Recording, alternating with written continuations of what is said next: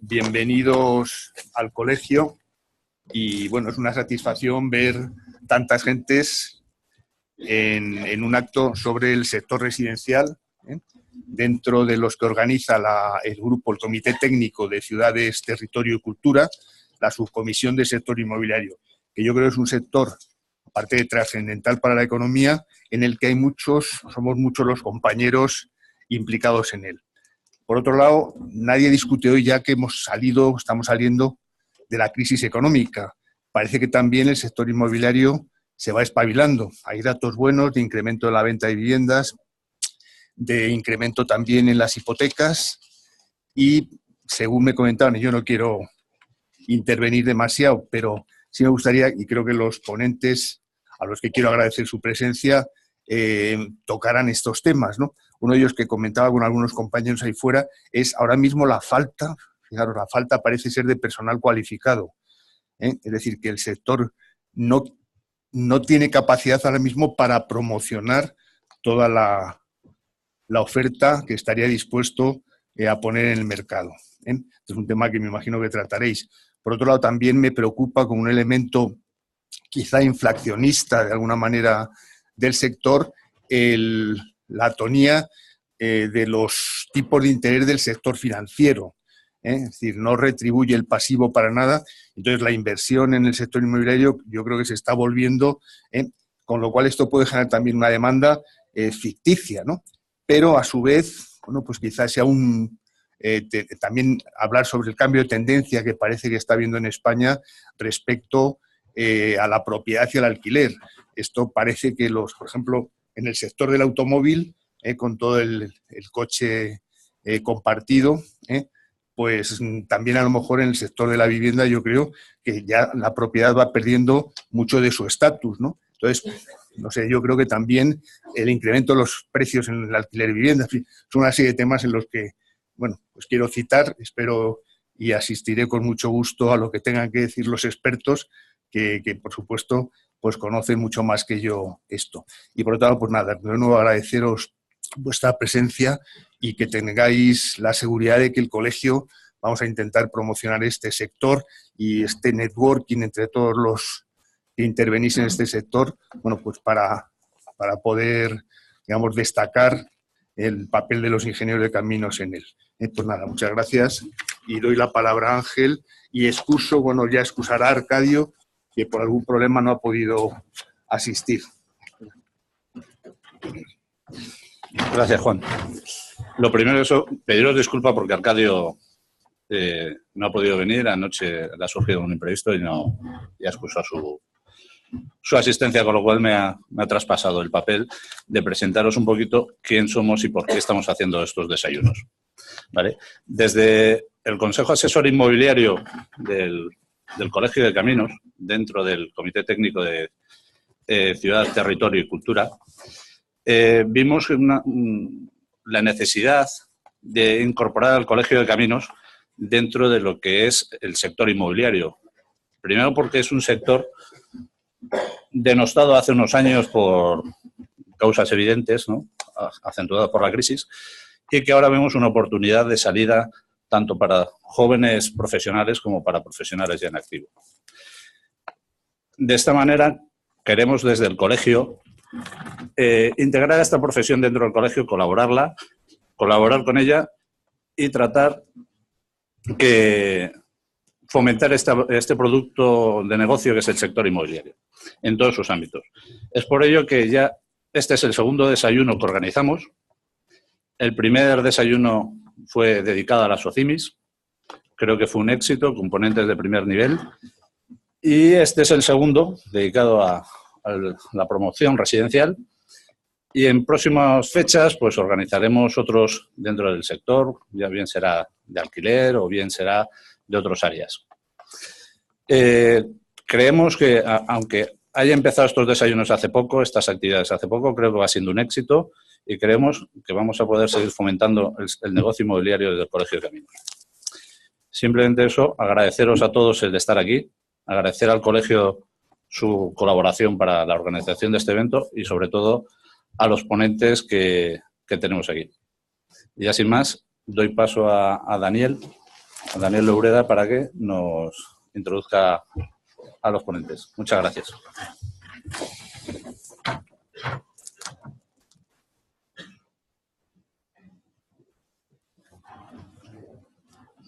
Hola, muy buenos días a todos. Bueno, como ha comentado Ángel, lo primero agradecer al colegio la oportunidad de realizar este ciclo de desayunos para impulsar el sector inmobiliario en el colegio. Obviamente agradecer a los ponentes que en su tiempo escaso han podido estar aquí presentes y algunos incluso con problemas bastante logísticos para trasladarse desde Barcelona, porque sabéis que hay huelga ahí hoy y ha tenido que hacer bastantes cambios de transporte. Y, por supuesto, agradeceros a todos los asistentes pues el que estéis aquí para compartir con nosotros estas reflexiones sobre el sector.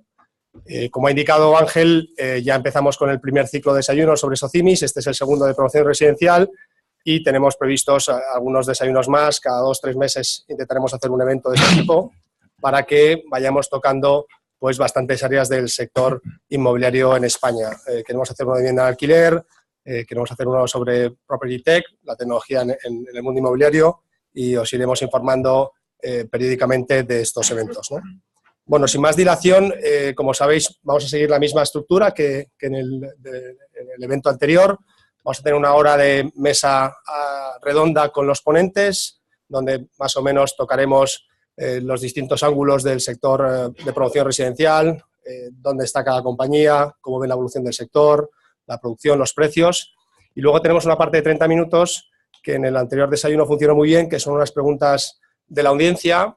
Como hacemos la logística es, en vez de hacerlas verbalmente, que complica un poco la dinámica, os agradeceríamos que deis por escrito la pregunta.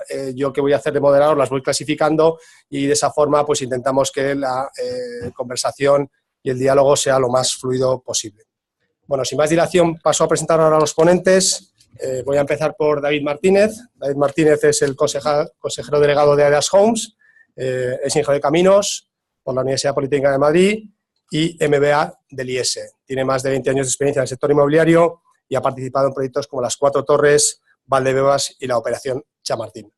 AEDAS Homes es una nueva promotora que ha surgido con un fondo de inversión que está detrás de esta nueva compañía, Castlelake, y se dedica a todo el ámbito nacional a primera y segunda residencia con más de 1,5 millones de metros cuadrados de edificabilidad y 12.000 viviendas en cartera.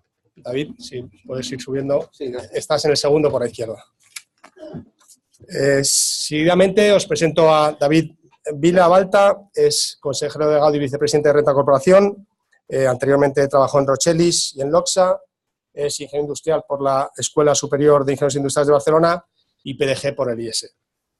Renta Corporación es una compañía cotizada desde el año 2006, especializada en la adquisición, rehabilitación y venta de inmuebles ubicados en grandes núcleos urbanos, principalmente Madrid y Barcelona, aunque en el pasado hizo también operaciones en el extranjero.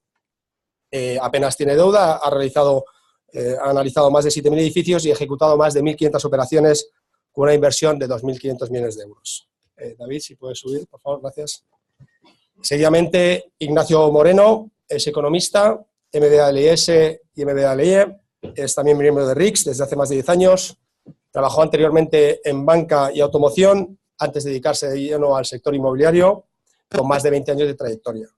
El Grupo Inmoglaciar es una empresa con más de 35 años de historia, familiar, y ahora mismo se está expandiendo, construyendo más de 2.700 viviendas en Madrid, Barcelona, Zaragoza y Andalucía. Aparte de la pura promoción inmobiliaria, también se dedica a la gestión de cooperativas, la promoción directa y la promoción con fondos de inversión, especialmente con un acuerdo de joint venture que tiene con Aquila Capital, con el cual está desarrollando bastantes promociones con un enfoque especial en Villaverde. Ignacio, muchas gracias. Juan González Pedrol es Managing Director de Morgan Stanley. Ha desarrollado prácticamente toda su carrera en este banco americano. Anteriormente fue auditor en Deloitte. Él tiene un MBA por el IES, un Master of Finance por la Universidad de Nueva York y realizó sus estudios en la Universidad de ICADE, comillas. Morgan Stanley es un banco global con más de 75 años de trayectoria, más de 55 millones de empleados en 1.200 oficinas a lo largo de todo el mundo. Juan, si puedes subir a estado, por favor. Por último, Miquel Marco Gardoqui es el responsable de Capital Markets de Richard Ellis. Tiene un programa de desarrollo ejecutivo en ESADE y en la Universidad de CAS también, y hizo unos estudios universitarios en la Universidad Carlos III de Administración de Empresas. Richard Ellis es una consultora internacional cotizada en la Bolsa de Nueva York, con más de 400 oficinas y más de 70.000 empleados. Miquel, si puedes subir, por favor. Bueno, pues sin más dilación, vamos a pasar a la mesa redonda.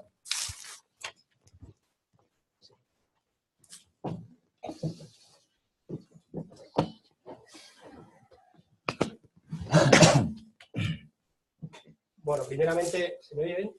El formato inicial, vamos a hacer una breve presentación, aparte de la que yo he hecho, de los ponentes, donde presentarán un poco sus compañías, cuál es su estrategia y dónde se posicionan en el mercado, con lo cual doy la palabra a David para que nos presente un poco a Edas Homes.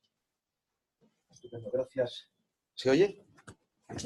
Sí, gracias Daniel y gracias al colegio por convocar este tipo de eventos que nos permiten dar a conocer las iniciativas y por dónde va evolucionando el mercado, nuestras industrias y las oportunidades de futuro. En relación con la compañía, yo dirijo una promotora, pura promotora residencial, que hace un año empezó su actividad promotora, si bien la compañía esta iniciativa empezó en el 2013 comprando suelo finalista de uso residencial, principalmente al Sareb y a los bancos que son los propietarios de suelo, como sabéis. Se compró suelo en el 13, en el 14, en el 15, en el 16 y se ha seguido comprando suelo. Actualmente la compañía tiene un banco de suelo superior al 1,5 millones de metros cuadrados, aproximadamente 13.000 viviendas, situadas en 5 zonas geográficas de España, que son las que actualmente tienen demanda sostenible y solvente. Madrid, Cataluña, el Levante, Málaga y Sevilla. Hoy por hoy la compañía está dedicada al segmento medio alto. Primera es residencia y algo de segunda residencia.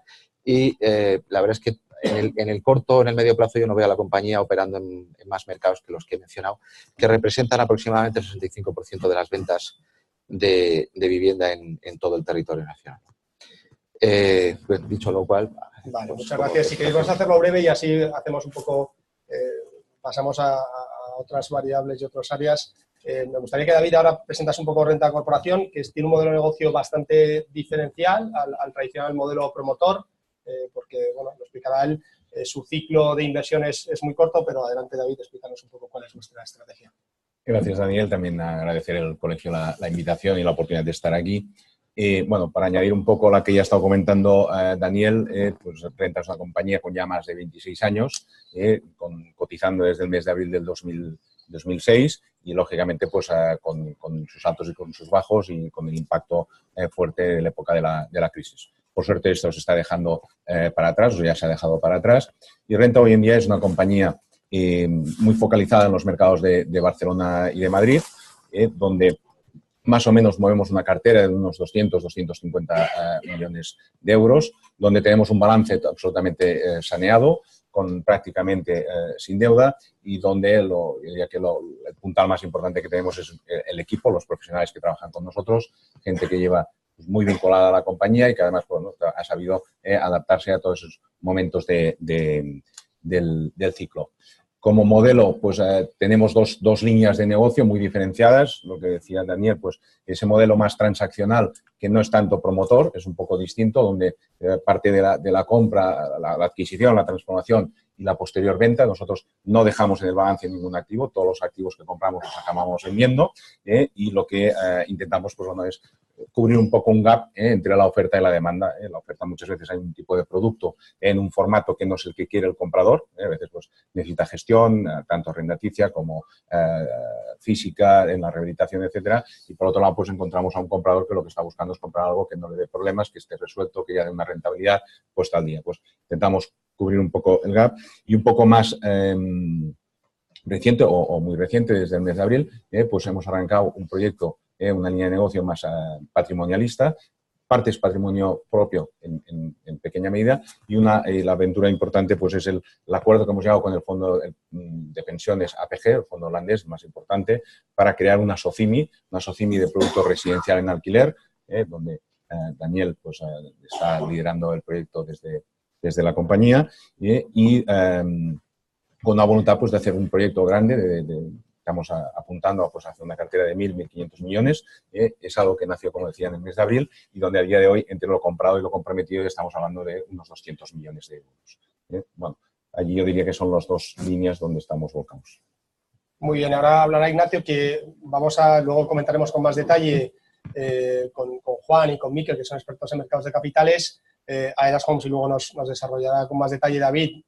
Está planificando una salida a bolsa, Renta ya está cotizada, y tenemos a Inmoglaciar, que es una empresa privada, que explícanos con más detalle ahora, Ignacio. Yo entiendo que no tiene vocación de salir al mercado, pero sí que es una empresa promotora con cierto tamaño, pero en un mercado privado que no tiene un planteamiento de futuro de salida a bolsa. Bueno, sin ponerle puertas al campo. No, yo creo a corto plazo. Yo creo que el mercado de capitales es una consecuencia, no un objetivo, ¿no? A partir de un determinado tamaño, una determinada serie de cosas, y aún no hemos llegado a ese tamaño. Bueno, Inmoglaciar es una empresa familiar que tiene 35 años ya en el sector, está ya en segunda generación. A mí hay una cosa que me hace mucha gracia: cuando a mi padre le preguntan cuántas crisis ha vivido, él dice siempre que todas. Entonces, es una empresa que resistió la crisis, esta última, sufriendo, pero de una forma bastante honesta, sin ningún tipo de atropello, sin concursos, etcétera, y eso nos dio una visibilidad muy potente con entidades financieras a partir del año 2010-2011. Hemos aprovechado esa buena imagen que tenemos con las entidades financieras, hemos ido consolidando y creciendo, muy centrados ahora solamente en residencial.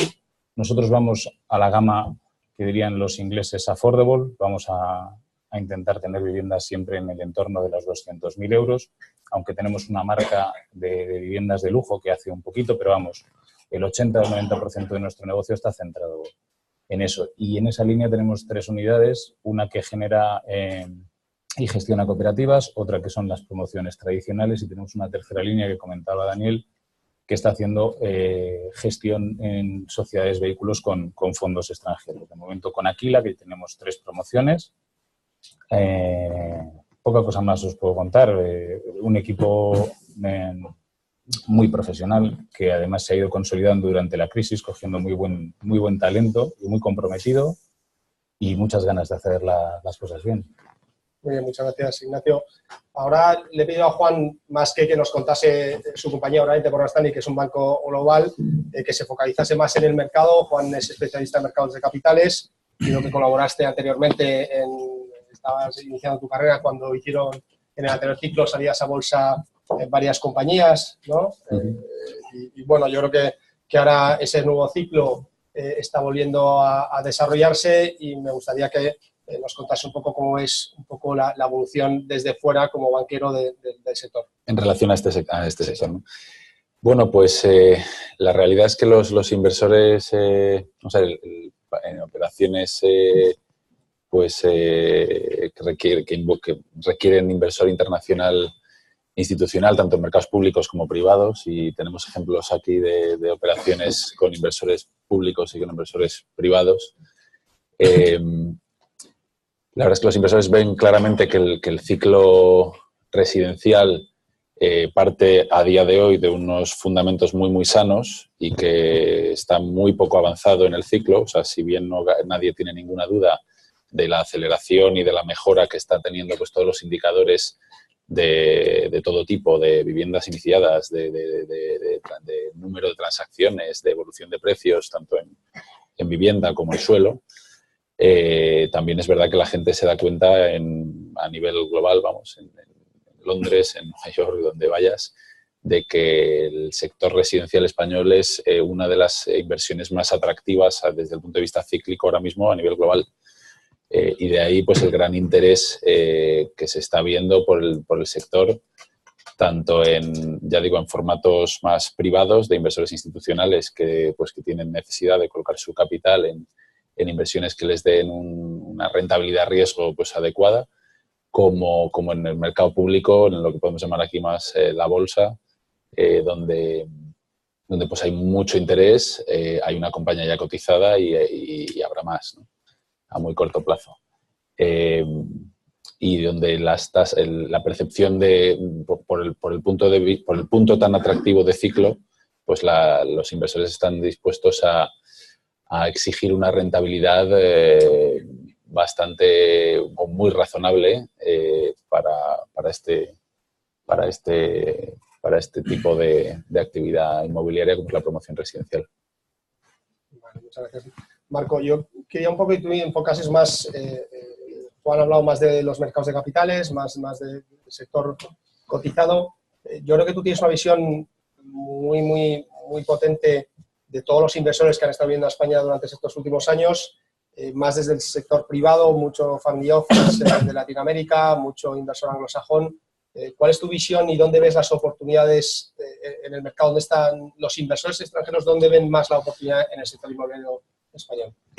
Bueno, la verdad es que ha habido una evolución desde 2013. Bueno, gracias a todos y gracias por la oportunidad de estar aquí. El mercado inmobiliario español ha resurgido, digamos, a partir del 2013 y ha tenido una evolución bastante de libro, digamos, en cuanto al perfil riesgo. Entonces, el inversor internacional que está, como dice Juan, ávido de entrar y con ganas de crecer su exposición al inmobiliario español, ha evolucionado su visión y digamos que esta última etapa, digamos de 2013 a 2014, se entró vía más carteras de deuda, más el sector terciario, que ha ido evolucionando hacia un perfil de riesgo diferente, locations diferentes o ubicaciones diferentes y con el residencial, digamos, evolucionando también hacia convertirse o consolidarse como una alternativa muy clara para esos inversores que buscan un retorno. La realidad es que existe mucho equity, existe equity para todo tipo de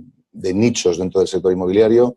Tenemos, digamos, inversores internacionales, europeos, americanos, muy centrados dentro de lo que son sectores terciarios, oficinas, retail más consolidados. El promotor residencial o el perfil de promotor residencial, el equity, digamos, necesita de un expertise local.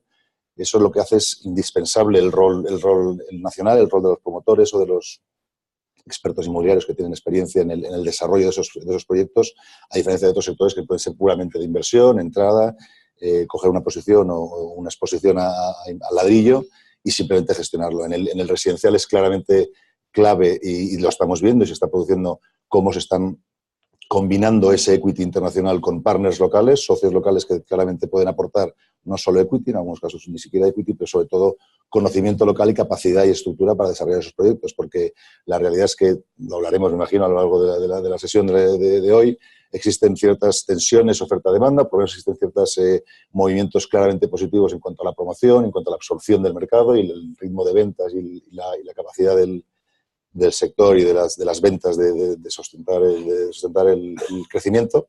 Y yo creo que es un momento muy interesante porque creo que, como decía Juan, a nivel internacional somos un centro de atracción claro en donde las variables macro y micro son positivas y creo que bueno, pues tenemos la capacidad de hacerlo con mesura o con cierto criterio. Yo desde luego creo que es el momento donde estar.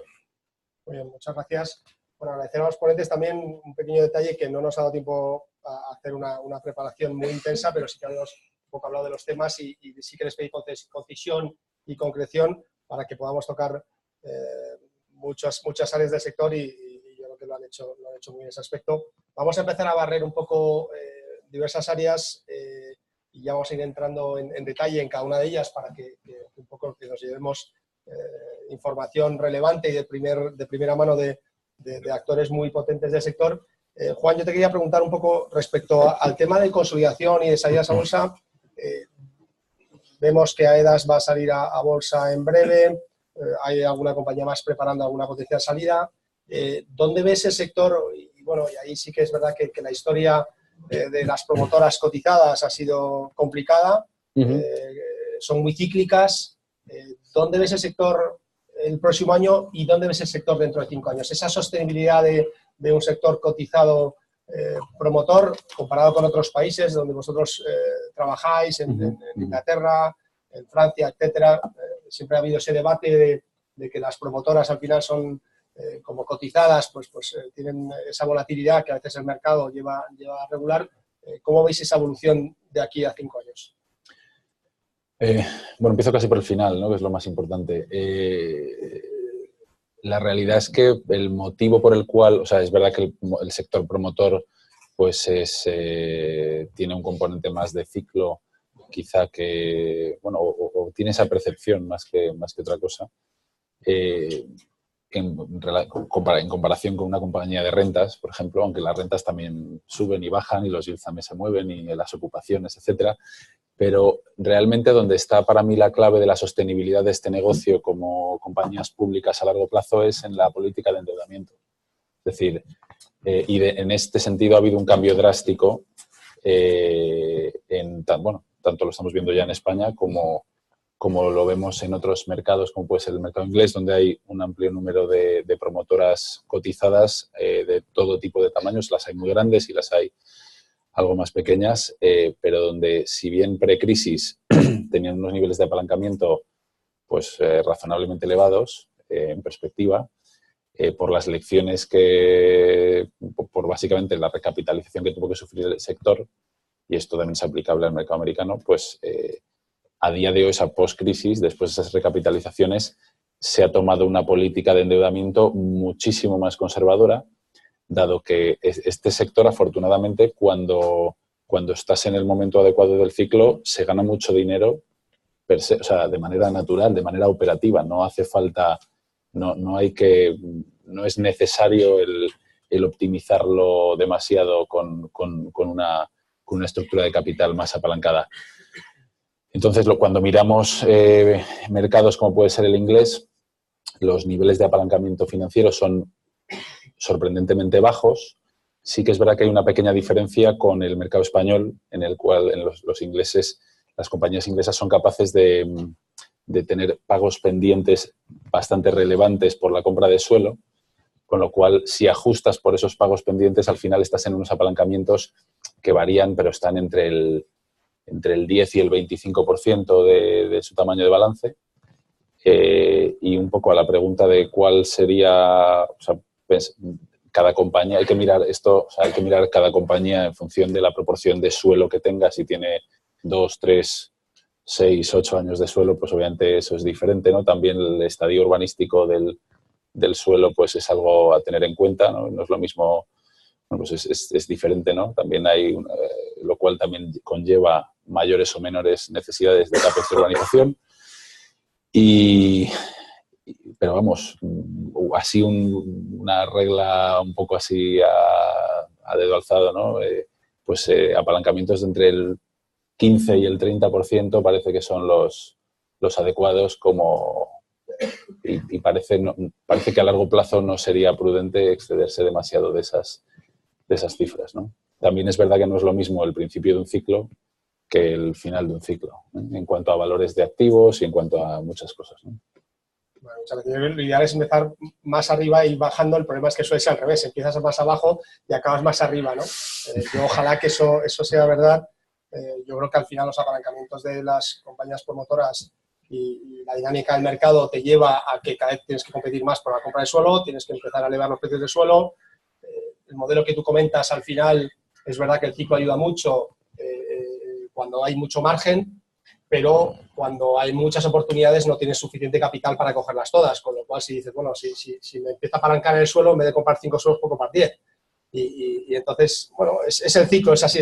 Si miramos hacia atrás, ojalá que eso se produzca así y las promotoras no pasen del 30, pero yo estoy seguro que haremos otro desayuno dentro de 4 años, cogemos la media del sector y ojalá estén en el 30, pero probablemente salga el 45 o por encima del 50. Bueno, pero ten en cuenta, con un breve apunte sobre esto, o sea, tengamos en cuenta, porque todo el mundo en España miramos demasiado para atrás y todo el mundo está mirando nuestro sector, mirando para adelante o mirando el día de hoy, las oportunidades hacia adelante.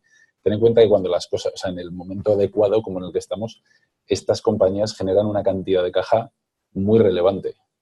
Es decir, que si tú no te empeñas en sobreapalancar la compañía, es incluso no tan sencillo sobreapalancarla. Y desde luego, en las condiciones del mercado de financiación de hoy, ese peligro ahora mismo no existe ni está cercano. Esa disciplina, pero bueno. Ignacio, cuéntanos un poco, hablaremos también del apalancamiento en las compañías privadas, las oportunidades más a nivel un poco de oportunidades inmobiliarias, de activos, Nos has contado un poco vuestra estrategia, que es más el segmento medio. AEDAS se posiciona un poquito más arriba, en el segmento medio alto. ¿Cómo veis el mercado desde el punto de vista de inmobiliaria? ¿Dónde veis las oportunidades, tanto a nivel de producto, qué tipologías, a nivel de ciudades? Y también me gustaría que hicieses un apunte a esa evolución del sector, que mucha gente está hablando de esa evolución de las compañías para ofrecer un producto más personalizado, más tecnológico, más enfocado al cliente. ¿Cómo lo estáis haciendo vosotros y cómo lo veis a futuro, si hay ese cambio diferencial? Bueno, pues empiezo por el final. El cliente que ya es un cliente con mucho conocimiento, y es un cliente que además, pues por internet, porque mira mucho, porque es una inversión muy importante, ya te va demandando. O sea, nosotros, por ejemplo, en la compañía tenemos, como sabes, algunas de diseño de producto está externalizado, la construcción la contratamos, y sin embargo el equipo comercial es interno, porque te va dotando de mucha información constantemente de lo que pide el mercado. Efectivamente, hoy por hoy, pero ha sido así siempre. Lo que pasa es que antes el cliente no es que fuera menos exigente, sino que como la oferta y la demanda estaba tan descompensada en la etapa del boom, pues compraba lo que podía, ¿no? Ahora el cliente mira más, exige mucho más, y efectivamente hay que darle un producto de mucha más calidad y más personalizado, que al final, más que un problema de costes, que a veces es un problema de costes, es un problema de logística y de organización interna. Cuando estás manejando promociones de 100, 150 viviendas, pues que ninguna de las 150 viviendas sea exactamente iguales, genera mucho más trabajo. Pero al final es lo que hacia donde va a ir, y cada vez va a ir más hacia ahí. La pena, y por ejemplo eso es un tema que nosotros trabajamos mucho, es que, así como en otros sectores como en el textil, y esta es una opinión muy personal, se produce ya con Inditex, el caso Inditex, que es un caso muy famoso, una adaptación de la producción a lo que está demandando el cliente.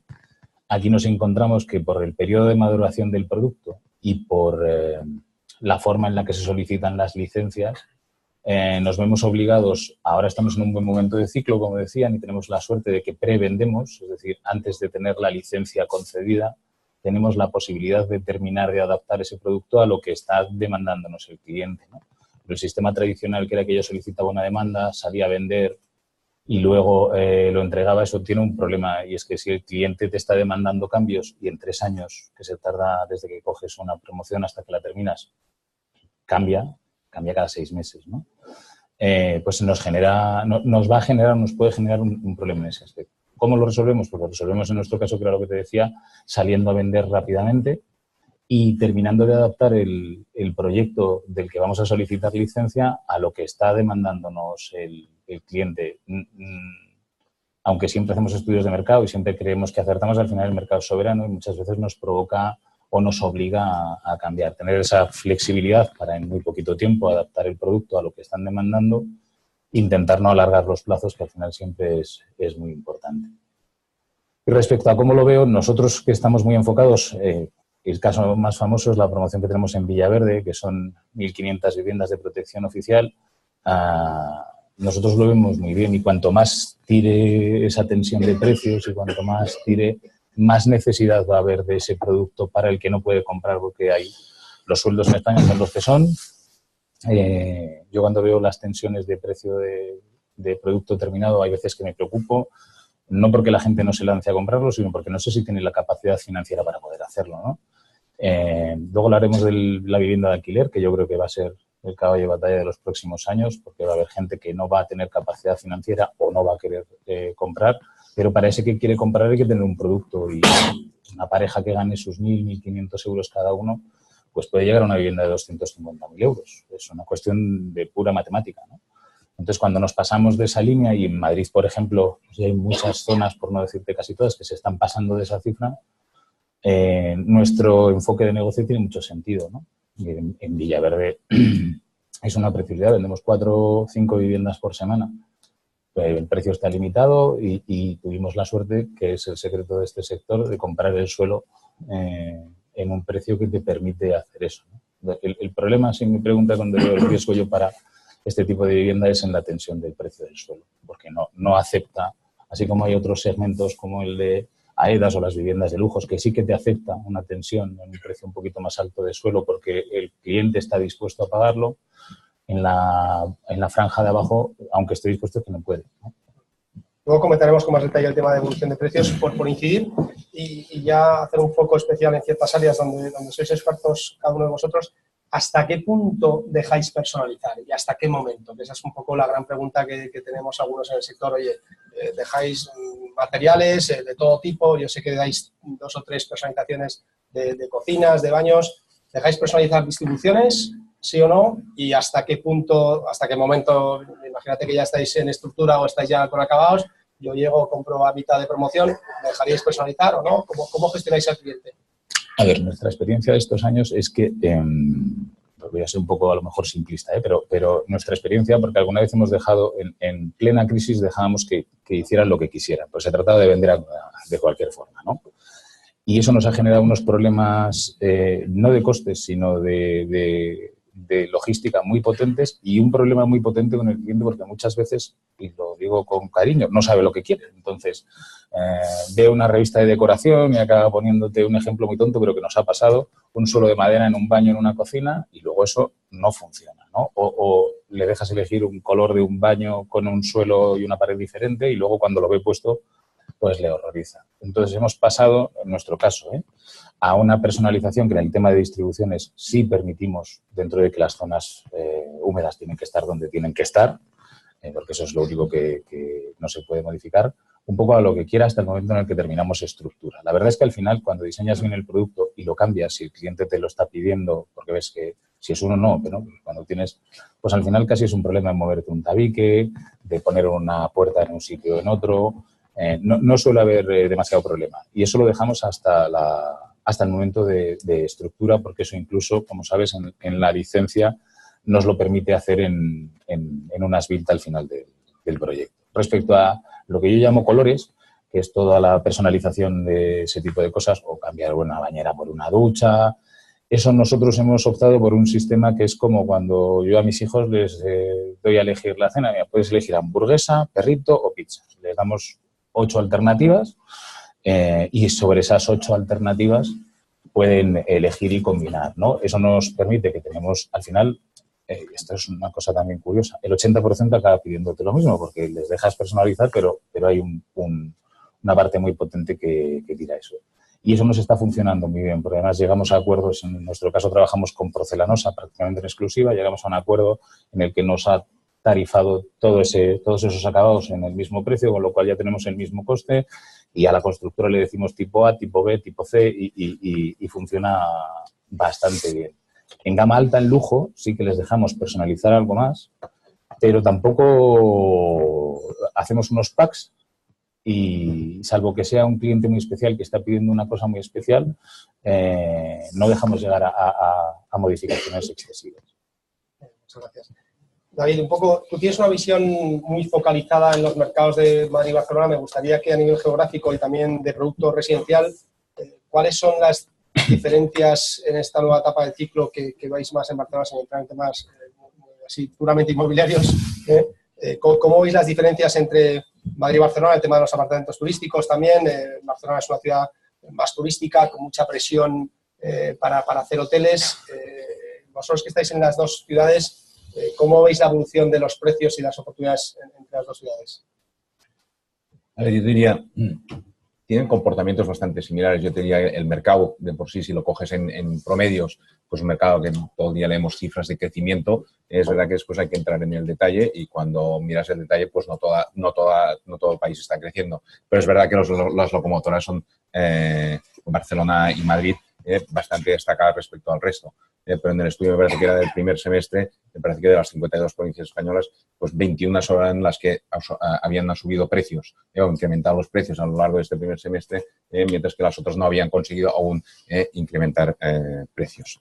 Y entonces, en cuanto a diferencia, hombre, no sé, a ver si para ser un poco bestia, en Barcelona estamos más prohibidos porque nos prohíben los apartamentos turísticos, nos prohíben los hoteles y aquí aún no ha llegado. Lo que pasa es que yo creo que puede haber un efecto contagio en ese sentido y yo diría que, bueno, es bueno que las cosas se regulen, es malo que se prohíban y, por tanto, pues bueno, yo creo que aquí habría que hacer un ejercicio digamos, algo más razonable o más sensato. El efecto directo que ha tenido, pues lógicamente, ha sido un incremento en precios en cuanto, sobre todo, al mercado hotelero. El mercado hotelero, pues yo creo que todos los hoteleros están muy contentos porque la verdad es que ha habido un incremento de valor muy importante en sus activos. Barcelona y Madrid ambas son plazas muy turísticas, con una gran demanda y un gran atractivo a todos los niveles y, por tanto, pues bueno, pues estamos viendo los índices de ocupación que están teniendo y, por tanto, supongo que tienen un reflejo importante en cuanto a sus cuentas de resultados. Es verdad que también hay que casar intereses, pues una actividad como los apartamentos turísticos, pues bueno, pues también con el residente habitual de las zonas y de la ciudad. Lo que no puede ser es que para dar cabida a unos estemos echando a otros, ¿no? Entonces, bueno, yo entiendo que no es fácil, pero tampoco entiendo que la solución sea prohibirlo. Y lo que sí que veo es que posiblemente pues habrá más un efecto contagio en cuanto a irá llegando hacia Madrid, yo creo, si no ha llegado.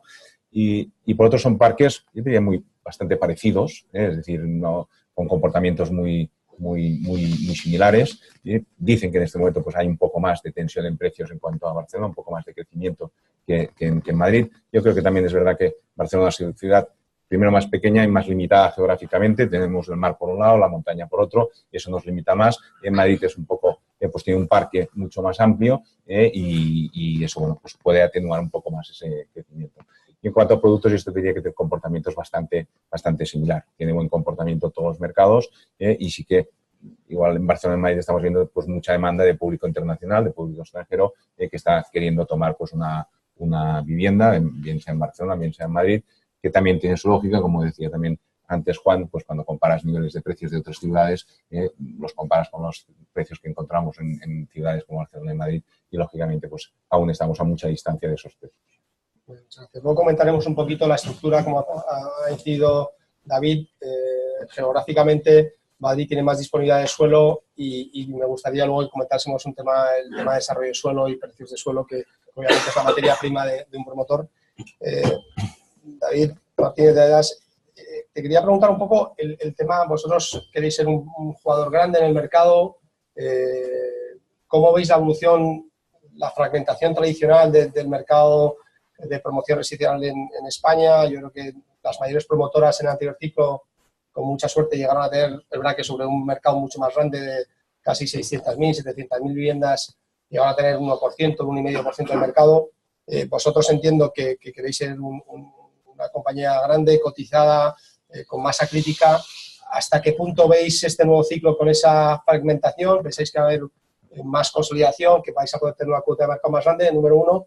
Y número dos, me gustaría también que comentases un poquito la primera vivienda y la segunda vivienda, que para mí son dos mercados muy diferentes. Vosotros queréis estar en los dos mercados, ¿cómo vais a gestionar esa coexistencia de dos productos bastante diferenciados?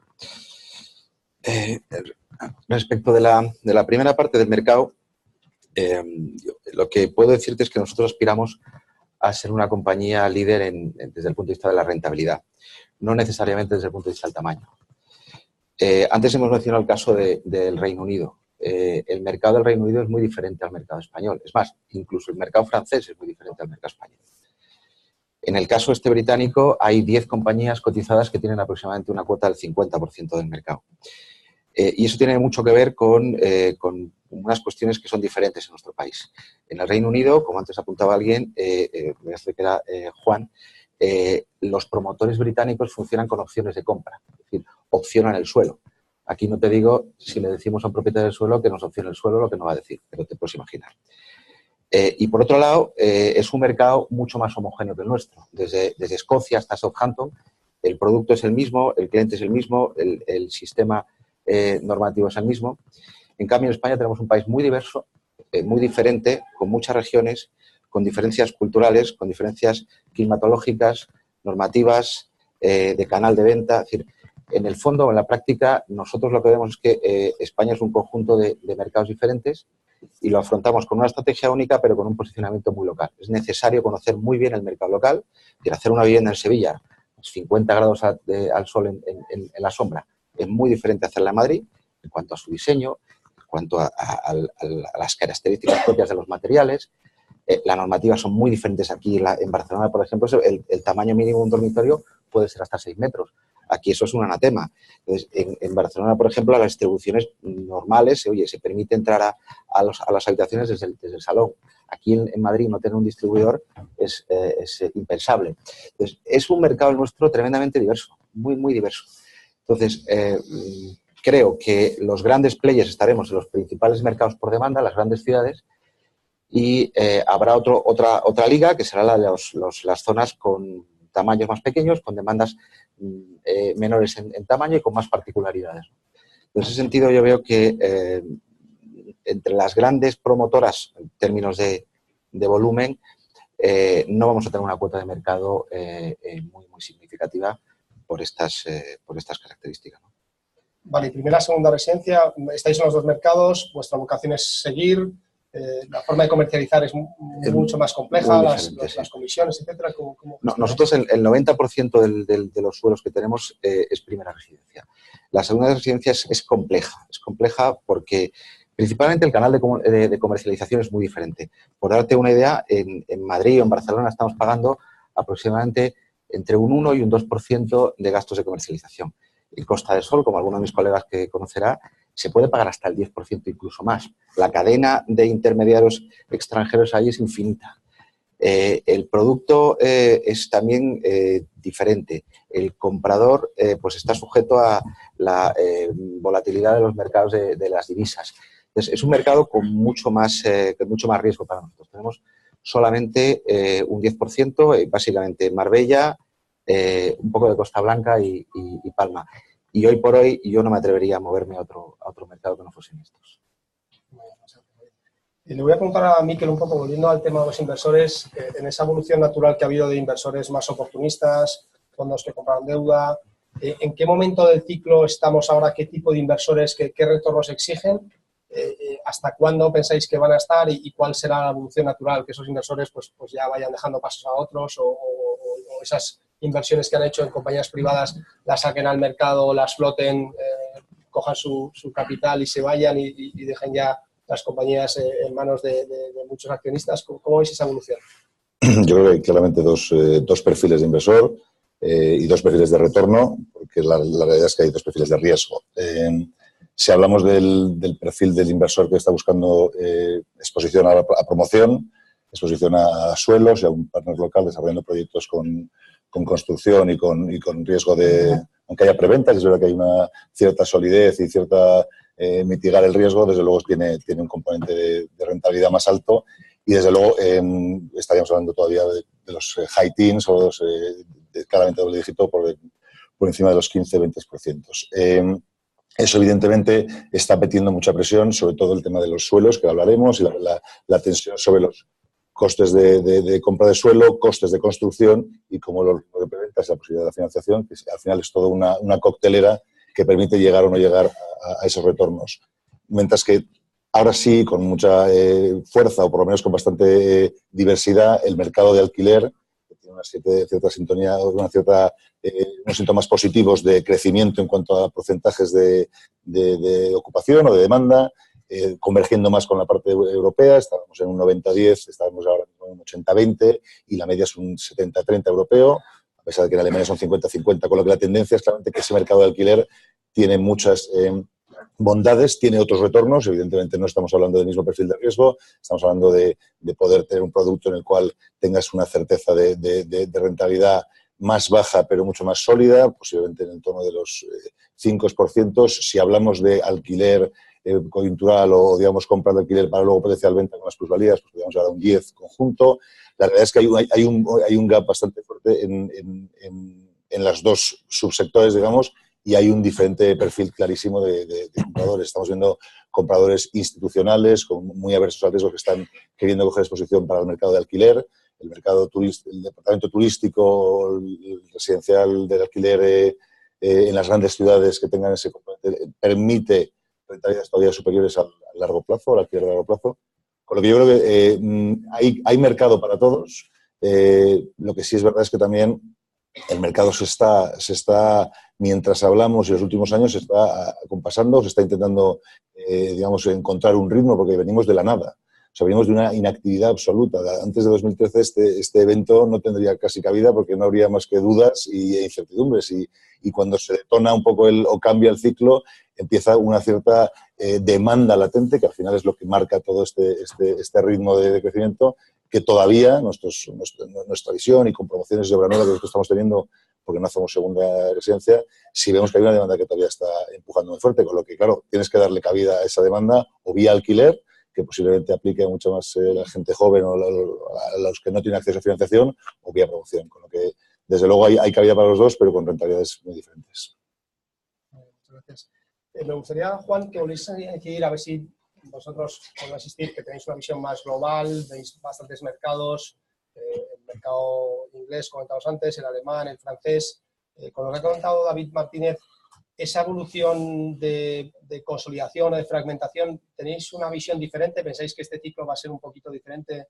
David comentaba que no ve promotoras teniendo una cuota de mercado del 3, 4, 5% como Inglaterra. ¿Vosotros tenéis una visión diferente? ¿Pensáis que este ciclo, esa consolidación, ese acceso a los mercados de capitales, a estructuras financieras un poquito más complejas, va a hacer que las promotoras grandes, incluso estando en las grandes capitales, tengan un poquito más de cuota de mercado, o pensáis que van a estar en torno, como siempre, 1 o 2% o incluso menos?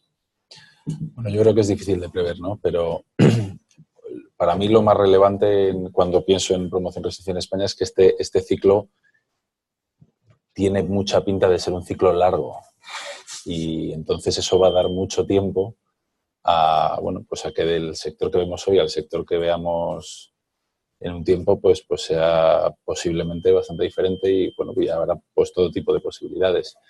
Desde luego, la escala tiene sus ventajas. Es verdad, como decía David, que luego, bueno, pues que seguro que tiene sus complejidades operativas, pero bueno, hemos tenido en el pasado, en el ciclo anterior, algunas compañías que han entregado un número muy relevante de viviendas, ¿no?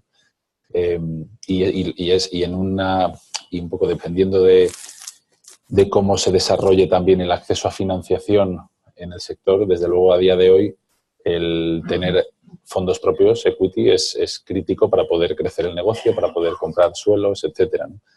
Entonces, si eso se mantiene, y desde luego la estructura bancaria del país ha cambiado radicalmente respecto a precrisis, el número de entidades financieras que pueden dar financiación al sector nacionales es drásticamente menor, con lo cual creo que va a haber oportunidades para las compañías más grandes, y ya se verá, pero desde luego la escala tiene sentido, tiene ventajas. La escala por la escala no tiene ningún sentido, y aquí se trata de generar rentabilidad y crecer rentablemente, pero podría ser, ya lo veremos, que haya gente que opte por aprovechar esas ventajas que trae la escala, como el acceso a los mercados de una manera más sencilla o más recurrente, siempre y cuando siga habiendo ciclo y sigas pudiendo ofrecer una rentabilidad adecuada, ¿no?, a tus inversores. Me gustaría incidir en ese punto. Has comentado que vosotros veis un ciclo un poco más largo. ¿Podrías elaborar en qué os basáis? O sea, bueno, yo, desde un punto de vista personal, quizá y luego elaboraremos más con David, en los mercados más prime ya se empiezan a ver precios que recuerdan un poco al anterior ciclo. O sea, hay capital en las zonas más céntricas, pues la gente está hablando de precios de 10, 12.000, incluso de vez en cuando yo creo que es una vivienda, que no es un reflejo del mercado, pero sí que se están empezando a ver precios medios en promociones de lujo en las mejores zonas de Madrid. Luego David nos comenta un poquito más en Barcelona, que yo miro menos el mercado allí, de 10.000, 12.000 euros, que casi es parecido al del anterior ciclo. Entonces, ¿vosotros veis un ciclo más largo? ¿En cuánto tiempo? Bueno, lo que digo es, me apoyo no en los casos, no en las calles más prime de las capitales más prime del país, sino en lo que es la masa del mercado, ¿no? Y como comentaban antes, pues Ignacio, por ejemplo, pues, hay mucho mercado y hay muchas zonas y hay necesidad de vivienda en muchas otras microubicaciones donde los precios nada tienen que ver con esos, la repercusión del suelo hoy en día nada tiene que ver con niveles ni muchísimo. O sea, en la inmensa parte del mercado lo que nosotros vemos es que estamos muy lejos de precios y de niveles de pico, y eso conjuntamente con un acceso a la financiación que a día de hoy tiene que ser por necesidad mucho más disciplinado, y que también, bueno, pues las lecciones aprendidas del pasado indican a los propietarios de las compañías que se puede ganar mucho dinero y jugar todo un ciclo, o jugar muchos ciclos, ¿no? Como apuntaba antes Ignacio, con políticas de endeudamiento adecuadas o ajustadas a lo que es el perfil de riesgo operativo de este negocio, pues creo que debería de llevar a un ciclo largo por fundamentales, por evolución, por dónde están los precios hoy, por dónde están el número de transacciones hoy, y porque es que hemos estado 10 años, como apuntaba Miquel, ha habido muchos años de muy poquita actividad. Y yo creo que además los 12.000, al final sí, nos pasa también en oficinas, nosotros que tenemos una visión multisector, el 12.000, que es verdad, y habrá posiblemente, y hay transacciones a esos niveles, también cubren un nicho que quizás no teníamos. Al final, cuando comparamos Londres, los precios de repercusión de Londres en cualquier sector, te quedas asustado. Evidentemente hay que comparar también el poder adquisitivo y la economía. Pero yo creo que esos 12.000, 10.000 que se seguirán produciendo, y hay productos que cubren ese nicho, igual que cubren otros nichos en Villaverde o en otras ciudades. Yo creo que en líneas generales, yo estoy en línea con Juan, hay un ciclo que no, o sea, en Londres hace relativamente poco, hace un par de años ya, pero relativamente poco, inversores decían, oye, estaba monitorizando el mercado español, me he ido un segundo al baño, he vuelto y ya se ha terminado el ciclo. Y no es así. O sea, evidentemente, ha habido una corrección rápida. También ha habido unas expectativas muy fuertes por parte de los inversores de que íbamos a tener un efecto Irlanda, un efecto Dublín, que iba a aparecer que las rentas y que todo iba a subir casi exponencialmente y de manera de un año para otro. Yo creo que ha habido corrección, venimos de la nada, con lo que yo creo que el cambio es muy abrupto, y de repente te pones y de repente hay 12.000 euros en Madrid. Y claro, sale el titular y dices, oye, estamos otra vez en una burbuja. Y nosotros estamos todo el día teniendo que contestar esa pregunta, evidentemente sin la bola mágica, pero sí creo, estoy con Juan, que hay un ciclo largo, hay una solidez en la demanda, hay una escasez de producto, con lo que si la demanda sigue siendo sólida y hay factores macro que la sustentan, yo me preocuparía a 2, 3 años o quizás más de la oferta. O sea, digamos que la oferta, la tensión sobre la oferta lo estamos viviendo, no se puede generalizar, pero desde luego existe, y yo creo que tiene solidez para ser probado.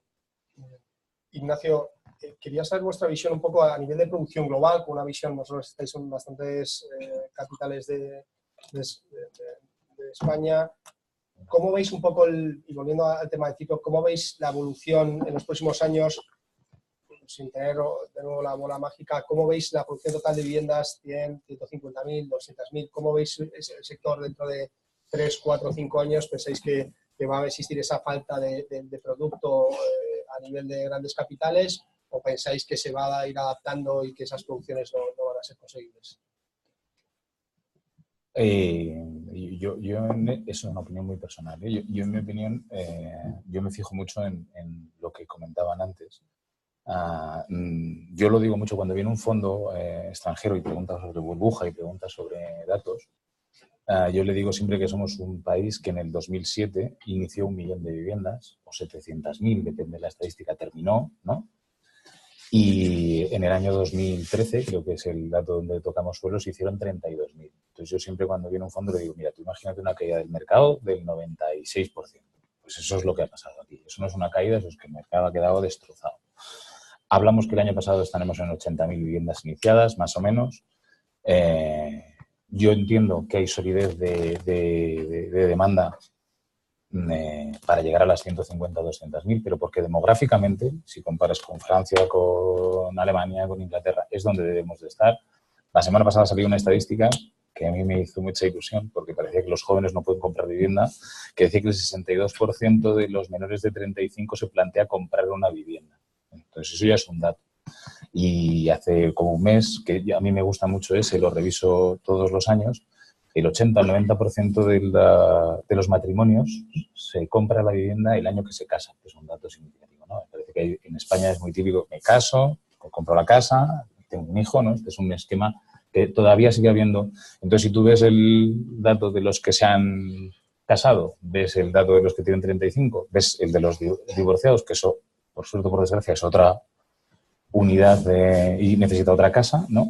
Al final tú tienes un dato que se mueve en la línea de los 150.000 200.000 teniendo en cuenta que algo de segunda residencia o algo de inversión extranjera, y cuando digo segunda residencia a lo mejor no es la segunda residencia, son segundas residencias como en Málaga, que son gente que viene a vivir aquí 6 meses, ¿no? O en Palma de Mallorca, o sea que ya no es una demanda bastante sólida. Yo lo veo razonable. Más de 200.000, pues es que el problema que yo veo para llegar a los 150 o 200.000 no es de demanda, es de oferta. Yo no sé si tenemos ahora mismo, bueno, yo en este momento no tenemos capacidad en el sector para hacer 150.000 o 200.000 viviendas en un año, ¿eh? No tenemos los equipos porque ya no hay gente. Tienes que entender que los que se dedicaban a esto, si eran mayores se han jubilado, si eran muy jóvenes se han reciclado, y tenemos un gap que cuando te pones a buscar profesionales y quieres buscar un profesional de 40 y tantos años, pues tienen muy poquitos, porque hace 10 años que no generamos nuevos profesionales en el sector. Eso pasa en promoción, pero eso pasa en banca, que los equipos de banca que se están poniendo las pilas y se están dando, pero tú ves que no tienen capacidad para dar el doble de financiaciones. Por supuesto, pasa muchísimo en construcción. Yo veo una tensión, ya lo estamos viviendo, ¿no? En mano de obra y en precios de costes de construcción, porque no hay profesionales, no hay yeseros, no hay ladrilleros. Empezamos a tener un problema, empiezan ya a ver que se saltan las cuadrillas de una promoción a otra porque le están pagando un 20% más. Entonces, yo veo más el problema en la oferta que en la demanda. Yo sí que creo que hay una demanda muy sólida, pero creo que la oferta le va a costar que el sector coja rodaje, que se termine de profesionalizar, que se terminen de consolidar nuevas promotoras. Que le deseo mucha suerte a David y ojalá le vaya fenomenal, porque es que necesitamos que se generen esas empresas que trabajen bien, que nos refuercen y tiren de todos los demás, ¿no? Entonces, un poco en esa línea yo creo que nos falta tiempo para consolidar esas 150.000, pero por culpa, entre comillas, por culpa nuestra. Y por último, que lo diremos 20 veces, es que no sé si hay suelo donde la gente demanda viviendas para hacer esas 150.000 o 200.000 viviendas. Porque si tú miras Madrid, que es o Barcelona, que son las dos ciudades donde tú tienes ahora una demanda más potente, pues no hay suelo finalista. Vamos, en Barcelona, con el mar y la montaña, como decías, no hay, ¿no? Y en Madrid, en cuanto terminemos Cañaveral, que al ritmo que vamos, nos lo vamos a comer, como diría el otro, en 2 patadas, pues no hay bolsas de suelo para dar materia prima para poder hacer esas viviendas, ¿no? Entonces, a mí me preocupa mucho eso, que además siempre pasa con este sector, que es que la materia prima llega siempre tarde, porque como se tarda tantísimo en desarrollar, pues ahora nos ponemos a desarrollar suelo y joder, tendremos suelo finalista cuando ya no lo necesitemos, cuando estemos ya al final del ciclo, ¿no? Pero bueno, esto ha sido así y lleva así siendo siempre y no aprendemos, ¿no? Bueno, es parte del sector. David, yo quería un poco que hicieses, lo he comentado anteriormente, esa dualidad que yo creo que ahora está cambiando, esa diferencia mercado de vivienda en venta, mercado de vivienda en alquiler, vosotros con la Socimi. Yo creo que eso también en este ciclo es un poco diferente. Yo en el anterior ciclo prácticamente muy poca gente alquilaba. Yo creo que ahora esa dinámica está cambiando y eso hace que sean vasos comunicantes y que esas tensiones un poco de precio pues puedan laminarse, ¿no? ¿Cómo veis vosotros un poco ese potencial cambio estructural de que la sociedad española vaya más, o sea, o esté cambiando ese porcentaje de alquiler? No digo que se vaya a convertir en una sociedad que alquile más que compre, pero sí que esos porcentajes, como comentaba Miquel, del 20%, 80%, pasen a ser del 30%, 70%. ¿Cómo veis esa evolución? Bueno, yo creo que esa evolución es una realidad. Yo diría que tiene 2 motores principalmente. Uno diría que es, bueno, el efecto de la crisis, pues lo que ha hecho es una mayor dificultad en cuanto al acceso a la primera vivienda para mucha gente, y eso, pues bueno, ha hecho que se refugiaran en el mercado de alquiler. Pero yo creo que es indiscutible que hay un tema estructural ya que es de cambio de hábitos en muchos sentidos. Antes en la presentación se hablaba de compartir el coche. Bueno, pues hoy en día el sharing es una palabra ya que todos ya conocemos y todos compartimos.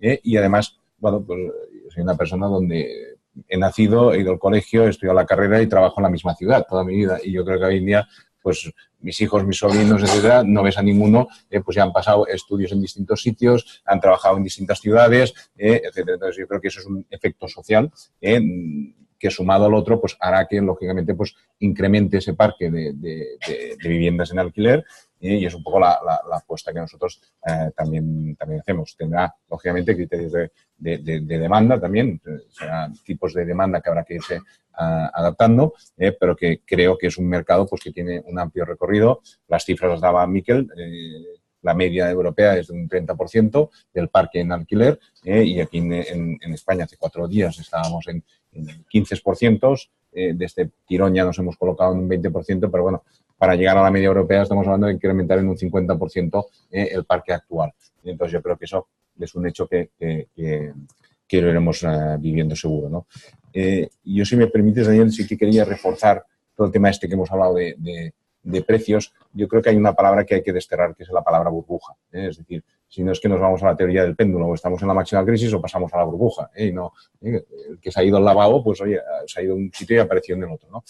Yo creo que claramente estamos en un mercado de recuperación. Un mercado que en algunos sitios ha caído un 50%, pues para volver donde estaba tiene que remontar un 100%. Y a veces yo creo que las cifras relativas pues nos engañan, los porcentajes, etcétera, nos dan sensación de ir más rápido de lo que debería darse. Antes os hablaba de algunas cifras, es verdad que hay locomotoras como Madrid y Barcelona, pero en promedio, pues yo diría que estamos claramente en una fase de recuperación y que no hemos llegado ni por asomo a las cifras que habíamos llegado precrisis. Eso no quiere decir que coyunturalmente pueda haber una promoción pues que esté en unos precios especiales, etcétera. Yo creo que siempre, cuando miras, hay un cierto racional detrás y un cierto público, pero creo que eso no impacta en cuanto a poder definir la tendencia de un mercado o el comportamiento del mercado actual, que claramente yo creo que es otro y es mucho más prudente. En crecimiento, en recuperación, pero más prudente.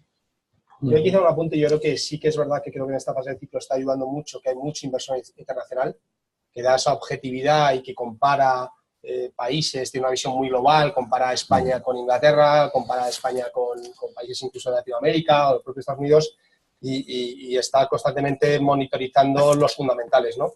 Habiendo dicho eso, yo creo que sí que hay que tener cuidado porque el sector tiende a ser muy endogámico. Yo creo que funciona mucho el tener lo que yo llamo los semáforos de las variables del mercado, de cómo evolucionan y, bueno, cuando todas están en verde, pues, oye, la producción es muy pequeña, los precios están subiendo, la financiación es razonable, pues, oye, fenomenal, tú tira hacia adelante y empuja, ¿no? Cuando ya hay algunos que empiezan a estar en ámbar, empieza a prepararte, cuando ya la gente está cogiendo mucho apalancamiento para comprar, cuando las promotoras están cogiendo ellas mismas apalancamiento, pues empieza a encontrarlo. Y si ya empieza a haber varios de ellos en rojo, que dices, oye, ya hemos pasado los precios del anterior ciclo, el apalancamiento está por encima del anterior ciclo, pues yo creo que está volviendo la nueva fase anti-expansiva. Pues yo creo. Sí, lo que pasa es que en esa fase de crecimiento, Daniel, también hemos de sumar que se está haciendo también una fase de desapalancamiento del sector. O sea, que decía que yo creo que son más que verdes hoy en día los semáforos.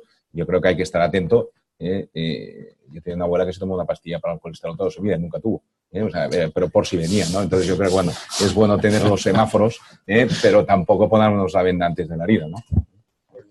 Vamos a hacer una última ronda de preguntas que hemos preparado.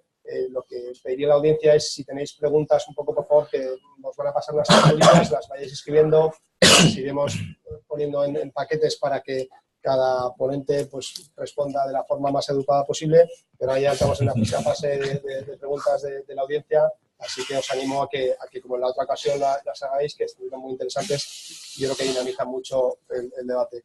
Para empezar con esta última ronda, David, vosotros sois una gran compañía, queréis liderar el sector.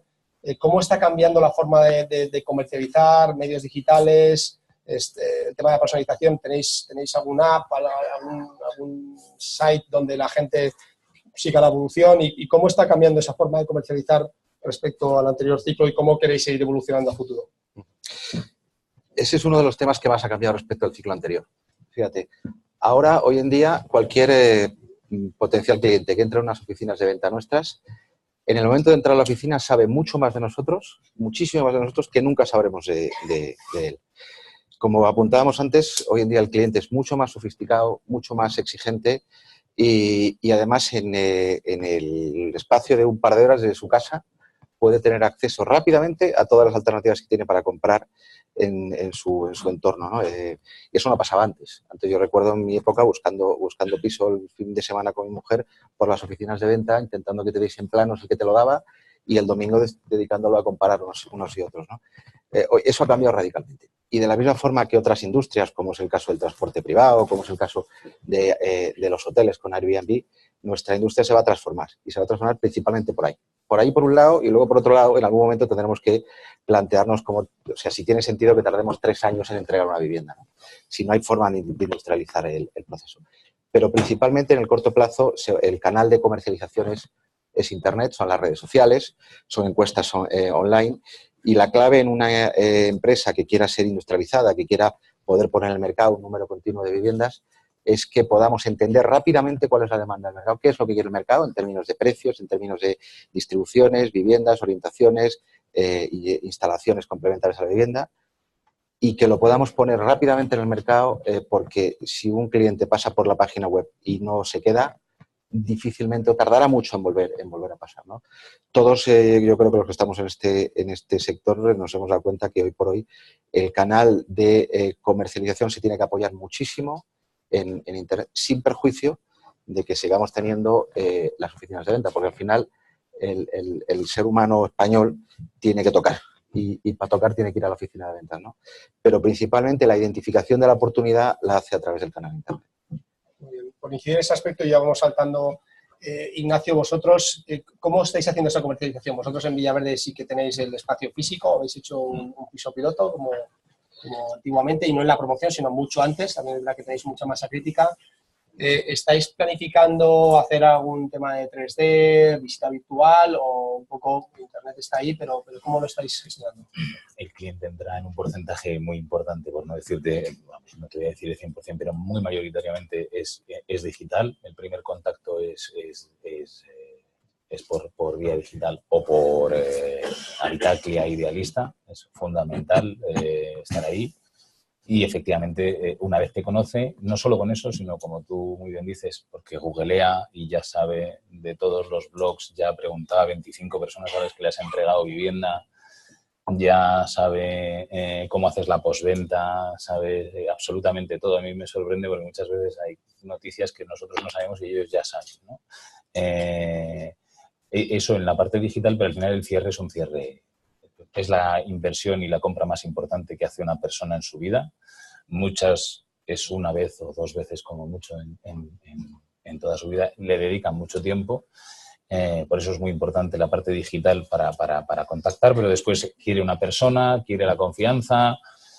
Nosotros sí que trabajamos mucho el showroom y el punto de venta. En Villaverde tenemos uno de 400 metros, pero no es el único sitio. Tenemos en todas las promociones optamos por tener, en cuanto tenemos masa crítica, una vivienda a escala 1:1, porque al final a la gente le gusta tocar y le gusta sentarse y ver que le cabe la cama. Es una desgracia, pero este sector es así. Cuando diseñas el plano parece que sobra sitio, luego cuando no pones las paredes parece que no cabe la cama y luego al final sí que cabe, ¿no? Todo que es el ciclo normal. El que lo puedan ver y lo puedan tocar es fundamental. Y luego sí que es verdad que para el cierre vuelve a tener mucha importancia la parte digital. ¿Por qué? Porque se va a su casa, antes iba el domingo a ver todo, pero ahora lo ve todo por Internet. Entonces ahí sí que es fundamental tener esa visita virtual. Nosotros sí que tenemos en casi todas las promociones visitas en 3D. Yo lo de las gafas creo un poquito menos, pero ya me parece un poco marciano y el cliente no lo ha... Hemos probado también temas de beacons, que cuando te acercas te da... Ese tipo de cosas quizá no son cosas que funcionen tan bien, pero lo de poder verlo, lo de poder entrar dentro del piso. Ahora estamos trabajando una aplicación para que esos 8 opciones de baños, 3 de cocina y tal, las puedan hacer como con los coches, ¿no? Que cambia, ponme este color, ponme esto. Eso, para poder enseñárselo, porque al final la decisión de una compra de vivienda no la toma una persona, la toma una familia y todo su entorno. O sea, al final las compras llevan un fin de semana de concilio con los padres, los suegros, unos amigos, todos tienen un amigo arquitecto y otro que trabaja en un banco y le preguntan. Entonces, al final, el poder enseñarle los materiales, ver fotos y tal, pues es lo que le da... Y vuelve otra vez a la caseta a hacer el cierre, ¿no? O sea, que es digital, con una parte muy potente de personal, ¿no? Y así es como lo vemos nosotros y como creo que está funcionando en este momento, ¿no? Muchas gracias, Ignacio. Saltamos un poco al tema de sostenibilidad, eficiencia energética. Miquel, hay un debate abierto y bueno, hay mucha normativa y una tendencia a la sostenibilidad medioambiental con el tema del transporte, también los edificios, que son unos grandes consumidores de energía. ¿Vosotros habéis detectado que el inversor internacional quiere, y luego mencionaremos también con el resto de promotoras, el tema de la eficiencia energética, buscan edificios más sostenibles? ¿Está es una de las variables que fundamenta su decisión de inversión, o es un tema que todavía sigue siendo secundario para un inversor internacional, tanto en carteras de promoción residencial como incluso de alquiler? Yo creo que no es pregunta fácil, ¿eh? Yo creo que la realidad de hoy es que ese mensaje existe, está y no va a parar. La rapidez con la que, digamos, el mercado acomode esas necesidades es la gran duda. En terciario, yo siempre digo que cuando Google, desde su campus de California, diga todas mis oficinas a nivel mundial van a ser green y van a ser LEED o cualquier tipo de testigo, digamos, o de certificado medioambiental, eso va a generar un tsunami que no será inmediato, porque evidentemente no es inmediato, pero acabará calando en todas las edificios de oficinas y la forma de entender las oficinas. En residencial es lo mismo, lo que pasa es que yo creo que tiene un componente un poquito más largoplacista. Sí es verdad que es digamos, un topic que se pone dentro de la mesa, no es disuasorio, yo creo que no es algo que el inversor internacional diga o entro en edificios que tengan certificaciones, pero sí es verdad que es un punto más a tener que cubrir, y yo creo que va más, con lo que eso al final, la obsolescencia de nuestro mercado del real estate en general es la lógica duración. Los activos no se pueden mantener durante 80 años igual y no son igual de flexibles y aceptables. Y decías antes de la configuración de las casas que han cambiado de cómo eran hace 10 años a cómo serán dentro de 10, porque la demanda es distinta. Yo creo que la certificación energética o la sostenibilidad es sí o sí algo irremediable y que tiene que producirse, lo que pasa es que es difícil de llevarlo a cabo en el corto plazo. Posiblemente, David, vosotros que estáis promocionando el día a día, no sé si es una variable que tenéis. Tienes toda la razón. Mira, te pongo un ejemplo, porque estamos precisamente debatiendo el tema. En un entorno como, por ejemplo, Marbella o la costa, ante la posibilidad de ofrecerle a un cliente un unifamiliar con un ventanal enorme, mirando al mar, o que sea más pequeñito para reducir el gradiente térmico y la permeabilidad, pero con un sello de calidad, te puedes imaginar que la mayoría de ellos dicen muy bien el sello, pero busca otra forma y a mí dame la gran ventana. Entonces, es verdad que hay esa conciencia, pero todavía no terminamos de poder implementarlo o al menos monetarizarlo. Es complicado todavía. Posiblemente tendrá que venir con la tecnología que, como cambia cada día, evidentemente, si tú puedes poner el mismo ventanal, beneficiarte de que estás comprando la Costa Sol en primera línea, que es de facto lo que está buscando el inquilino o el propietario futuro, si lo combinas no con un coste adicional de climatización y unas máquinas, sino que lo haces de manera eficiente en la tecnología que está detrás, yo creo que llegará. No está ahí todavía, ojalá llegue cuanto antes. Pero es difícil. Ahí, Ignacio, vosotros, me gustaría que incidir en ese tema de eficiencia energética. Vosotros en Villaverde creo que tenéis una clasificación B o A. ¿El cliente realmente valora eso? Porque a igualdad de condiciones yo creo que sí que lo valora. Yo creo que falta también esa comunicación, decir, mire usted, con esta casa yo creo que hay que intentar combinar las dos cosas, comentaba David, en la medida de lo posible, porque es verdad que el cliente al final lo que quiere es una habitabilidad y una estética que sea atractiva. Pero yo creo que hay que intentar que no sean incompatibles, ¿no? Y es verdad que hay un ahorro importante a futuro. Vosotros os apalancáis en eso, lo comunicáis al cliente, le hacéis algún tipo de pseudoestudio que diga, mire usted, esto es clase A y usted se va a ahorrar y 75 euros mes durante 30 años, 21.000 euros de ahorro. El problema, vamos, yo ahí estoy de acuerdo con Miquel y con David, que va a ir consolidándose, hay que ir buscando un equilibrio.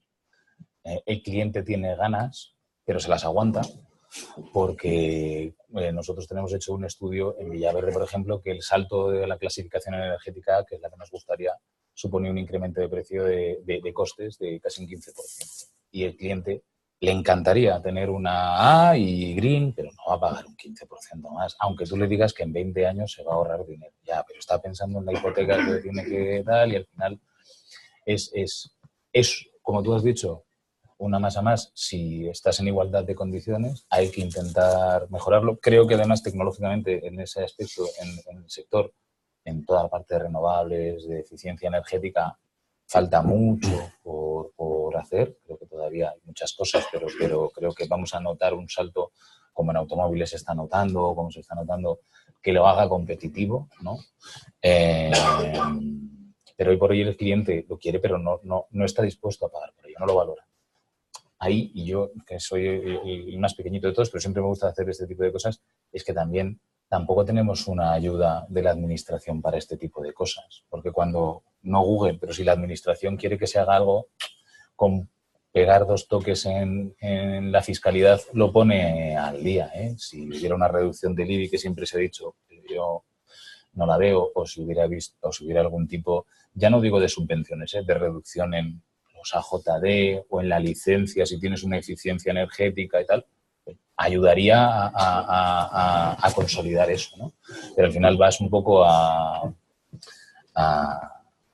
pulmón allí, no tienes ningún apoyo, le explicas efectivamente que el cliente que va a tener un ahorro, pero salvo cosas muy concretas como, por ejemplo, pues un suelo térmico que ahora sí que y que cuesta explicarles la eficiencia energética de ese sistema. Hay todo lo que son geotermias, todo lo que son biomasas, todo lo que en paneles solares todavía nos queda muchísimo para tener unos paneles solares que sean realmente eficientes y que no, unos espacios como los que tenemos en las cubiertas, seamos capaces de... Ahora ayuda, ¿eh? Quiero decir, estamos mucho mejor que estábamos hace 10 años o 15 años, pero todavía no tenemos ese grado de sostenibilidad a un precio razonable. Bueno, yo creo que sí que ha habido un pequeño salto cualitativo. Ahora vosotros, bastantes promotoras, el tema de la aerotermia ya está bastante desarrollado, pero incluso las grandes, y le quería preguntar a David, el tema de la geotermia también se está desarrollando mucho en promociones con suficiente masa crítica, tiene mucho sentido. Quería que elaborases un poco en esto, David. Y también nos preguntan un poco los costes de construcción y la rapidez. O sea, ¿notáis esas tensiones en los costes de construcción? ¿Y ha habido alguna evolución en el sector constructor para intentar construir más rápido y más barato que durante el ciclo? Es verdad que uno de los problemas que vemos en el corto es el tema de los costes de construcción. Estamos empezando a ver inflación en costes, y es lógico. El año pasado empezaron 80.000 viviendas, probablemente o este año están empezando 80.000 viviendas, el año que viene probablemente se empiece en 100.000, el año anterior 40.000, o sea que es lógico que hay un cuello de botella. No obstante, lo que yo sí que veo es que el sector de la construcción es un sector que no tiene barreras de entrada, prácticamente no tiene barreras de entrada, y que ha demostrado históricamente ser muy elástico, de manera que en un horizonte a medio plazo pueda volver a recuperar la capacidad que estuvo en su momento. Y toda esa mano de obra que se fue o que volvió a Latinoamérica, o a Rumanía, países del este, pueda volver formada, porque como apuntábamos, mucha de la mano de obra que estaba aquí se ha reciclado, ¿no? Eso yo creo que es uno de los principales problemas. Nosotros en este sentido estamos empezando a involucrar al contratista en la etapa del proyecto básico, ir hacia un modelo más de llave en mano, donde podamos trabajar con el contratista sobre un básico, incluso pueda ofertar un básico y que tenga la capacidad de desarrollar el proyecto de ejecución sobre la base de un listado de calidades pormenorizado, ¿no? De esa forma podemos intentar ir cubriéndonos los posibles crecimientos de los costes de construcción, ¿no? Disculpa que haga un inciso. Eso puede provocar un problema si tú metes un contratista desde el momento inicial con el básico, si no tienes un proyecto de ejecución y sabe que es el potencial adjudicatario, pues obviamente la negociación de precios, ¿cómo la gestionáis? ¿Tenéis una base de precios a los cuales se tiene que adaptar? Porque eso no establece una competencia. Yo entiendo que vosotros en general no tenéis una constructora de referencia, como había muchas promotoras en su día que sí la tenían, y interpreto que vosotros lo que intentáis es tener esa competencia en precios para obtener las mejores condiciones, ¿no? ¿Cómo lo gestionáis? Hoy por hoy la industria de la construcción está dispuesta a trabajar en un número reducido, lógicamente. Te hablo de 2 o 3 empresas que están dispuestas a trabajar con nosotros en el básico y poder cerrar un precio sobre el básico y sobre un listado pormenorizado de calidad. Es verdad que tiene que ser un proyecto básico no convencional, sino bastante definido. Y ahí, bueno, pues hoy por hoy está empezando a funcionar. Otro de los aspectos también importantes y que nos permite capturar economías de escala es intentar fidelizar o buscar alianzas con constructoras. Nosotros este año tendremos 34 proyectos en marcha y no creo que tengamos 34 constructoras. Lo deseable sería tener una docena de constructoras a la que le podemos dar una carga continua de trabajo y que pueda a su vez ahorrar porque básicamente la constructora va a poder transferirnos parte de los gastos de estructura si somos capaces de minimizar esos gastos de estructura, evitándoles tiempos muertos, evitándoles curvas de aprendizaje de obra en obra. Es decir, que por ahí creo que podemos beneficiarnos ambos de las economías de escala, porque los oficios están como están y ahí difícilmente vamos a poder capturar más ahorro, ¿no? Muchas gracias.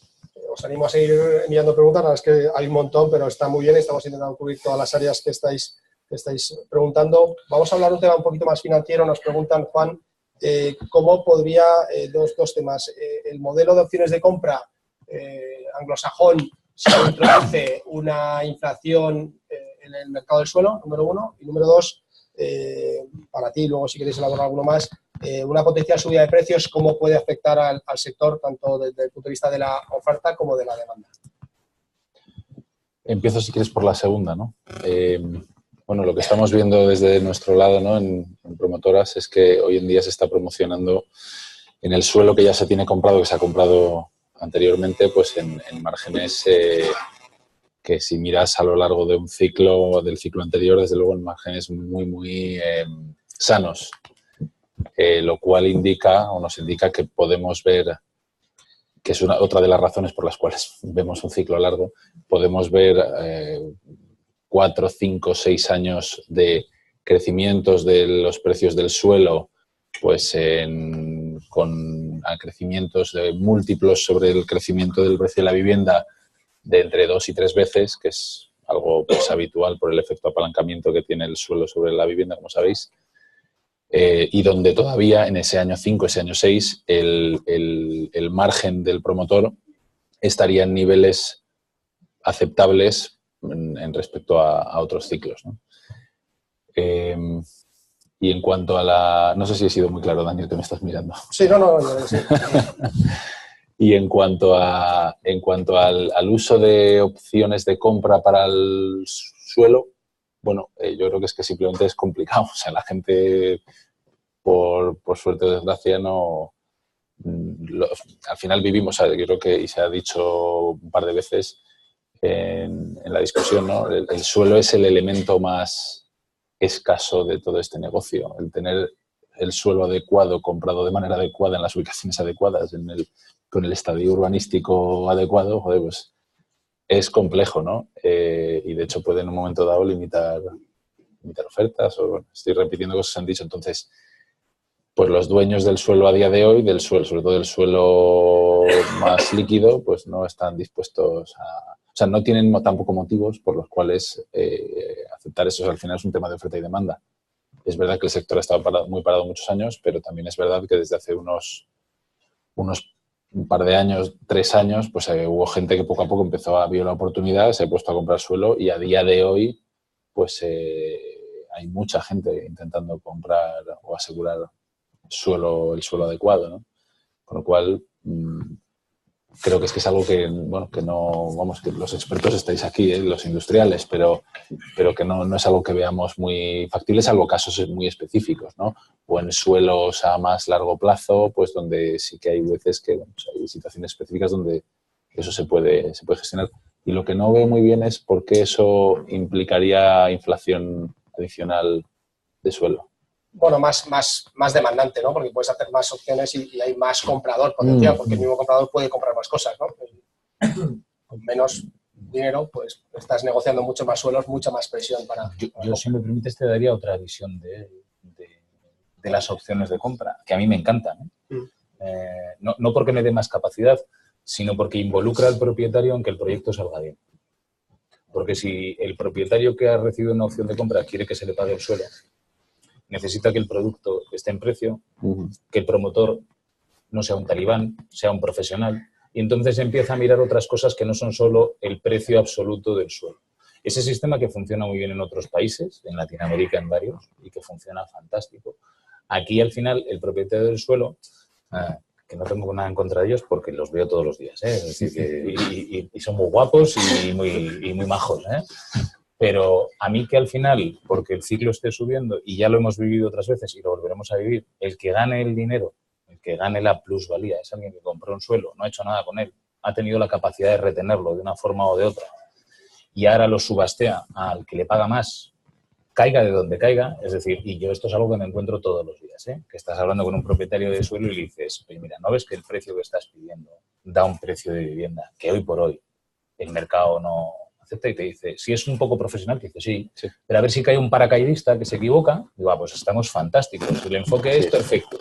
Vamos a ver, y esto te lo dicen a veces consultoras de renombre. Oye, el propietario del suelo, que es un fondo, ha dicho, mira, voy a buscar un paracaidista que se equivoque o que descuente que esto va a subir un 12% en los próximos 2 años o que... No, claro, pero al final la tensión es al revés.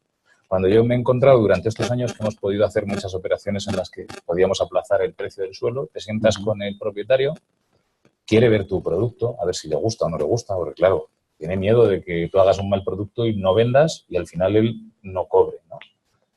Quiere una empresa seria adelante. Oye, estás saneado, ¿cuántas viviendas vendes? Tráeme el banco a ver cómo te va a financiar, aunque no vayas a financiar el suelo, pero quiero saber que tienes financiación. Te llama cada cierto tiempo, oye, vas vendiendo, va todo bien. O sea, se produce, que me parece, en ese contexto sí me parece bien que el propietario del suelo gane dinero, porque está asumiendo riesgo e involucrado en el negocio. Pero el que va a ver si pega un pelotazo, siendo bastos, pero es así, pues no me... Y al final es el que más capacidad tiene o el que, como nos hemos encontrado en varias de las subastas de suelo o concursos de suelo que ha habido en Madrid, el que peor hace los números. Cuando yo veo algunos concursos de suelo que veo a qué precio han comprado el suelo y a qué precio dicen que van a vender las viviendas, yo creo que soy un tío eficiente, porque he sobrevivido y tal, pero yo no saco las viviendas. O sea, yo no soy capaz. Yo veo que están hasta por debajo de mis costes, ¿no? Entonces, luego te encuentras pues esos problemas que estamos viendo que después llaman a los clientes y le dicen, mira, ya he dicho que iba a ser tanto, pero esto va a ser un 20% más. Y se lleva el concurso el que dice, he hecho ver los números, el que fue menos eficiente, el que se tiró más de barriga, ¿no? Esa es mi visión muy personal, ¿no? Sí, bueno, yo creo que el mercado es muy complejo, son dos realidades muy diferentes. Hay propietarios que no están tanto en el mercado, pero es verdad que tampoco tiene apalancamiento y tampoco tiene una necesidad de vender, con lo cual al final pues espera a largo plazo, pero al final es verdad que introduce una inflación muy importante. Yo quería que David elaborase un poco sobre este tema. Yo me acuerdo en Valdebebas que cuando tú estuviste muy involucrado, obviamente, los precios de suelo pues se han multiplicado por 1.5, 1.7 en 2 años. Sí. O sea, un 70% de subida de precios. Yo me acuerdo cuando hace 2 años me quedé con el número de 900, 1.000 euros de euro metro cuadrado edificable y no sé si andarán por 1.700 o 1.800. Pues eso ya lo dejaste 6 meses. Sí. No sé dónde están. Entonces, esos son 80% de subida en 2 años, que es un 40% anual. Pero lo que dice Ignacio tiene todas las razones. Un mercado es así. Es entendible, es humano, será criticable probablemente, pero es así. Es decir, en el momento que hay escasez de suelo, pues los precios suben. Existe la ley de la oferta y la demanda. Y esto es un problema estructural de nuestra industria. Es decir, si el 50% de la materia prima está sujeta a un periodo de fabricación que no baja de los 7 años, en el mejor de los casos, pues siempre nos va a pasar. Es un mercado absolutamente imperfecto. Quizá lo que tendríamos que hacer ahora es aprovechar para cambiar esa industria. Yo no sé si tenemos que ir al modelo de los 80, donde sea la administración pública la que con recursos fabrique el suelo. No sé si tenemos que ir hacia un modelo británico donde haya una industria específica de fabricantes de suelo, que lógicamente tiene unas rentabilidades mucho mayores porque tienen unos riesgos muchísimo mayores. ¿O qué es lo que tenemos que hacer? Pero en cualquier caso, atraer capital privado a la fabricación de suelo es un proceso tremendamente difícil, porque hoy en día tenemos unos riesgos brutales, unos riesgos desde el punto de vista administrativo tremendos, y va a ser muy complicado, y el tema me temo que va a ir a peor, porque en la medida en la que vayamos agotando el suelo finalista, pues el problema va a ir a peor. El caso de Barcelona, el caso de Madrid son dos mercados donde, bueno, pues no hay suelo, ni va a haber, y como va a haber más demanda, los precios van a subir. Y como el proceso de fabricación de suelo requiere mucho tiempo y no se están poniendo los medios, los equipos a trabajar, pues vamos a tener un problema grave, ¿no? Entonces, incluso a los problemas propios del proceso de transformación del suelo, en los últimos años, como muchos sabréis, pues se ha añadido la figura del extorsionador profesional, que se dedica a recurrir todo tipo de instrumentos administrativos, con lo cual complica muchísimo más aún el tema. Entonces, esto, lejos de ir a mejor, da la sensación que el tema del suelo va a ir a peor y convenía ya tener una gran reflexión. Yo no sé si el marco, insisto, de la ley del suelo nacional es el adecuado, pero cuando menos tenemos que dar una pensar, ¿no? Hay grandes proyectos hoy en día que o se aprueban por una ley del Consejo de Ministros blindada, o si no va a ser imposible que ningún municipio pueda aprobarlos, porque están tan sujetos a tantos riesgos y vulnerabilidades que será muy, muy complicado el poder sacarlos adelante, ¿no? Siento ser tan pesimista, pero es que esto no tiene buena Vamos pinta. a introducirnos eso más optimistas. Me preguntan, aparte de Madrid y Barcelona, ¿qué otras ciudades veis tirando del mercado de promoción residencial en España? Muchas. Hay muchas capitales de provincia. Nosotros ahora hemos empezado, por ejemplo, en Tarragona, estamos en Motril, estamos en Zaragoza. Hay muchísimas donde además se produce el hecho de que, como hace 8 años o 10 años que prácticamente no se fabrica vivienda, no se construye ni se ofrece, hay una demanda embolsada que está ansiosa y esperando. Y como además hay en esas capitales hay suelos finalistas, ahí hemos pasado en Madrid o Barcelona, se pueden hacer operaciones muy bonitas. En su justo tamaño, ¿eh? Es decir, la rapidez de venta de un Madrid o de un Barcelona con Tarragona o con un Valladolid, que ahora parece que está disparando, pues son otras, ¿eh? Tienes que plantearte promociones más pequeñitas, 40, 50 viviendas, y si no hacer fases, tienes que plantearte qué ritmo de venta. Y allí sí que es verdad que la tensión de precios, tanto de suelo como de producto terminado, es mucho más razonable. Entonces yo sí que creo que además durante el próximo año, los 2 próximos años, va a ser el momento de esas poblaciones, ¿eh? Va a ser el momento en el que se van a consolidar, como pasaba hace 2 años en Madrid o en Barcelona, que se podía promover, entre comillas, de una forma un poco más tranquila. Ahora es un poco todo de locos. Vale, un tema para David Vila, tema rehabilitación. Vosotros sí que compráis proyectos para transformar los usos. Quería que hablas un poco sobre ese segmento concreto, que es más complejo y más difícil. Y luego también un poco volví a incidir que ha habido muchas preguntas sobre este tema. Obviamente estamos en un colegio de ingenieros con parte muy técnica. Vosotros, cuando transformáis esos proyectos, el demandante final, cuando es institucional, está pidiendo esa sostenibilidad, esa clasificación, esa eficiencia energética, o al final lo que es un producto inmobiliario con un retorno al estilo del comprador final que quiere surtir y bueno, la eficiencia la deja para el siguiente. Bueno, te contesto la segunda parte. Yo coincido bastante con eso. Yo creo que hay un poco de diferencia en cuanto al institucional y en terciario, o si hablamos de mercado residencial. Es decir, yo creo que en el terciario institucional es algo que ya está más demandado, está algo más consolidado, y al final son proyectos más a un retorno más largo y donde sí que hay una visión financiera y que permite cubrir un poco más ese gap. En el ámbito residencial, pues, bueno, yo creo que hay estudios donde la gente pues, ha hecho estadísticas muy divertidas donde la gente dice preferiría esto o esto, preferiría esto o esto, preferiría esto o esto, y todo va a lo sostenible. Entonces, y ahora le pones el precio y dicen, me vuelvo a lo de atrás. O sea, empieza al anterior y contesta todo distinto, ¿no? Entonces, es un tema cultural de que aún no estamos mentalizados para pagar un poco ese sobreprecio por lo que significa el sobrecoste que hoy significa esas eficiencias y, por tanto, pues bueno, yo creo que tendrá que ser una convergencia tanto de cultural como a la vez de eficiencia de costes, de saber poder dar esas características a una optimización de costes. Y en cuanto al tema de la rehabilitación, la rehabilitación nosotros, o sea, tenemos 2 vectores principalmente, ¿no? Es decir, al final las ciudades son entes dinámicas, es decir, a veces hay zonas que tiran más para oficinas, después al cabo de unos años van más hacia residencial y bueno, son entes vivos y que van modificándose y un poco ese es un vector que a veces, bueno, nosotros hemos tenido concretamente, pues en 25 años de historia, pues hemos tenido un edificio que primero lo convertimos de residencial a oficinas y después lo convertimos de oficinas a residencial. Y supongo que dentro de unos años tocará pasarlo a oficinas, ¿no? Entonces, bueno, son las ciudades son dinámicas y otro también, bueno, pues un vector también de ciclo, ¿no? Es decir, cuando tienes un ciclo largo, como hemos dicho, de crisis, pues obviamente pues crea una cierta obsolescencia en cuanto al parque de edificios, donde a veces aún se hace más difícil para la propiedad que no ha podido acometer esas inversiones necesarias sobre el edificio y entonces, bueno, pues decide enajenar o vender el activo para que lo tome un tercero y lleve a cabo esa operación de rehabilitación. Sí que es verdad que, como tú decías, la rehabilitación es compleja, no es fácil. La rehabilitación a veces tocas aquí y se cae por allí, entonces hay que hacer una... Y en cuanto a costes, también son los costes, digamos, incluso a veces son más caros que lo que es la obra nueva, la construcción nueva. Por tanto, hay que hay que medir bien, hay que acotar bien los costes y, lógicamente, pues digamos, rodearse también de los profesionales adecuados, porque no es un mismo un arquitecto para un desarrollo hotelero, un arquitecto para una obra nueva, que arquitectos especialistas en rehabilitación. Muy bien. Yo apuntar lo que comentaban, y es una reflexión personal, yo lo que sí que he visto en esta nueva fase del ciclo y en la experiencia con el ciclo anterior, yo creo que quizá el tipo de inversor ha cambiado. Yo creo que a nivel de eficiencia energética, en mi experiencia, cuanto más institucional es el inversor, más valora eso porque más está dispuesto a pagar.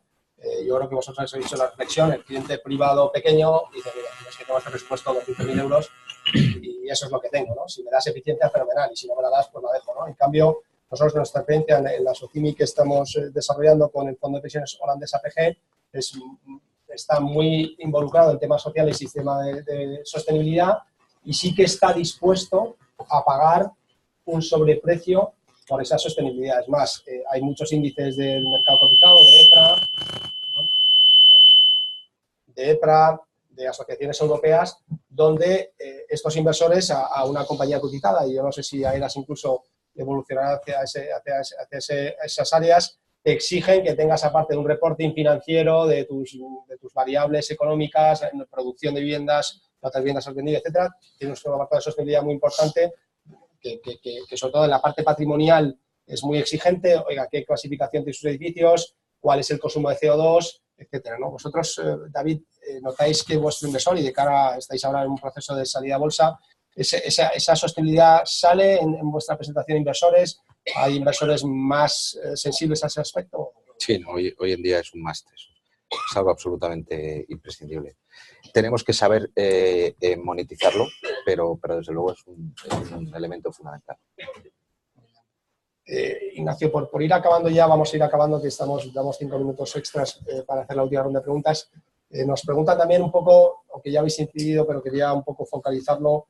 ¿El cliente ha cambiado el cliente de cara a la tipología, al programa de vivienda? Tú comentabas antes la personalización, sí, o sigue queriendo la típica vivienda estándar, ha cambiado su forma de ver la vivienda, quiere, pues, no sé, cocinas americanas, dormitorios más grandes. Yo creo que ha habido una evolución, ¿no? Se empezó a hacer vivienda muy pequeña, muy pequeña, muy pequeña. En esta fase del ciclo se ha vuelto a ampliar porque la gente quería vivienda de reposición. ¿Habéis notado cambios sustanciales en esa demanda? Sí, no se han, o sea, por partirlo en tres partes. La primera, que es la fundamental, efectivamente el tamaño de la vivienda ha crecido, pero porque es una cuestión de valores absolutos. Cuando bajó fue porque pues llegó hasta 400.000, pues por 400.000 en vez de 100 metros me dan 70 o 60. Iba todo achicándose, ¿no? Ha crecido mucho durante la crisis y además ha tomado unos formatos que son los, entre comillas, los estándares, que nunca deberían de haberse perdido. Entonces, en ese aspecto, los dormitorios tienen que ser dormitorios de verdad, donde caben 2 camas, el salón tiene que ser un salón de verdad, la cocina tiene que ser una cocina donde entre un office. Es una exigencia ya que el dormitorio principal tenga su vestidorcito y tenga un baño dentro y sea tipo suite. O sea, ya estamos hablando de una vivienda que el estándar es en la gama en la que nosotros trabajamos, para mí muy alto, es una vivienda muy completa. Si no, estás fuera del mercado, porque el cliente está pensando en una compra no para un año, sino que como hay cada vez más alquiler, el cliente que compra con un planteamiento muy a largo plazo, ¿no? Compra como compraban a lo mejor antes nuestros padres, que me compro esta que es la que puedo y dentro de 5 o 6 años la cambio. Saben que con las hipotecas a 30 años, con los planteamientos, con todo lo que ha pasado en la crisis, la vivienda que quiere tiene que ser una vivienda que le dure para toda la vida. Entonces sí que en tamaño. Respecto al tema de dormitorios también, porque en esa idea de buscar algo sostenible en el tiempo, los 2 dormitorios están muy perjudicados y el un dormitorio es un producto más para un inversor que quiere comprar y alquilar. Pero la compra que nosotros realizamos, que mayoritariamente es cliente final, es el que la va a utilizar, se va a los 3 e incluso, sorprendentemente, hay mucho que está planteando ya los 4 dormitorios, ¿no? Y luego, respecto a la modernidad o no modernidad, efectivamente, hay un enfoque hacia las calidades diferentes, más modernas, en colores, en materiales. Nosotros estamos haciendo un edificio que tiene toda la fachada con un material nuevo y eso le gusta mucho al cliente. O sea, sí que va buscando esa modernidad, pero sin pasarse. O sea, cuando hablamos, por ejemplo, de cocinas americanas, pues lo de las cocinas americanas está muy bien si lo das como opción. Pero muy pocos clientes al final te demandan una cocina americana, porque al final somos un poco tradicionales, entonces escuchas el comentario de que es que luego huele, es que luego los platos se ven y al final nos gustaría, porque siempre nos gustaría y porque queda además mucho más espectacular en las infografías y tal, lo damos como posibilidad muchas veces, pero luego nos sorprende que hay muy poquito cliente que te acabe pidiendo dentro de lo que es estándar, ¿no? Dentro de tener la máxima calidad, pero dentro de un planteamiento conservador en todas esas líneas. Un poquito más moderno, pero no excepcionalmente, tirando más bien a clásico, vamos. Muy bien. Oye, pues nada más, ya son las 11:05 prácticamente, hemos cogido 5 minutillos más. Vamos a acabar ya, espero que hayáis encontrado este debate interesante. Nos hemos dejado alguna pregunta un poco más específica y alguna un poquito más política, imaginaos por dónde voy, para el café. Yo, a los que penséis que no hemos contestado todas, ahora vamos a estar compartiendo un café. Yo encantado de compartir, yo y creo que los ponentes también, una visión más personal. Incluso ha habido alguna pregunta, algún ingeniero joven para cómo el sector, cómo poder entrar, etcétera. Pues encantados de esas preguntas un poquito más individuales, compartirlas con vosotros y daros nuestro feedback. Y nada, muchas gracias a todos por la asistencia y esperamos que volváis al próximo. Muchas gracias.